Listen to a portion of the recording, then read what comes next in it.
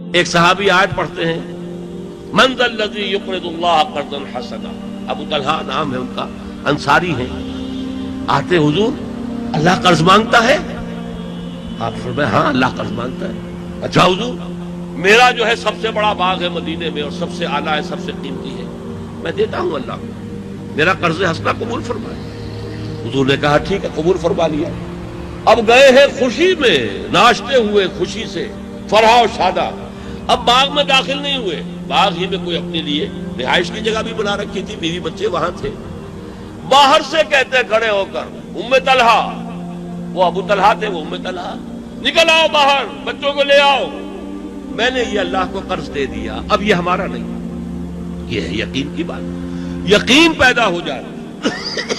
غزوہ بدر میں ایک صحابی اپنے وہ دامن کے اندر کھجوریں ڈالی ہوئی کھا رہے ہیں، حضور کے پاس آ کر پوچھتے ہیں حضور اگر میں اس وقت جنگ کرتا ہوا مارا جاؤں تو پھر میں جنت میں جاؤں گا؟ ہاں تم جاؤ گے جنت میں۔ تو انہوں نے وہیں جو ہے اپنی جھولی جو ہے جھٹک دی، کھجوریں گرا دی۔ کون اتنی دیر لگائے، اب یہ جنت کی کھجوریں نہ کھائیں گے جا کے، یہاں کی کاہے کے لیے کھائے؟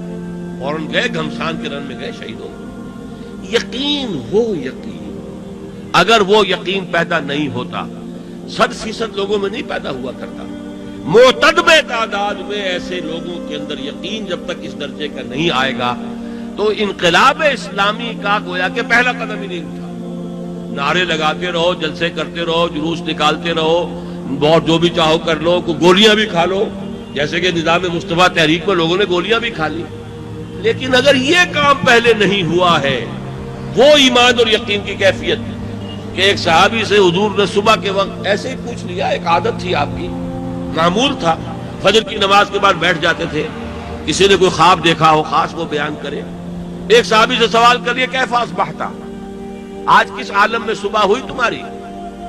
انہوں نے کہا اصبحت مومنا حقا یا رسول اللہ۔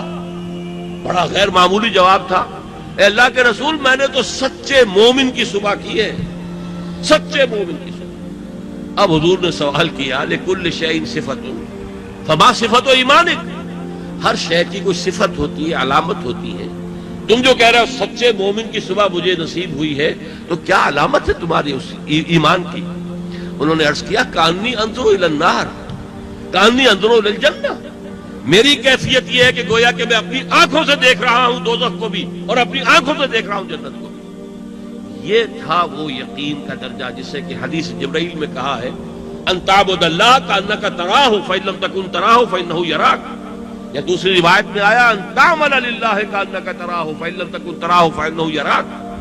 جب تک یہ کیفیت نہ ہو جائے اللہ کی بندگی اور اللہ کے لیے عمل کیا جائے اس طرح گویا کہ تم اللہ کو دیکھ رہے ہو، ورنہ کم سے کم یہ کہ تمہیں یہ یقین رہے کہ اللہ مجھے دیکھ رہا ہے۔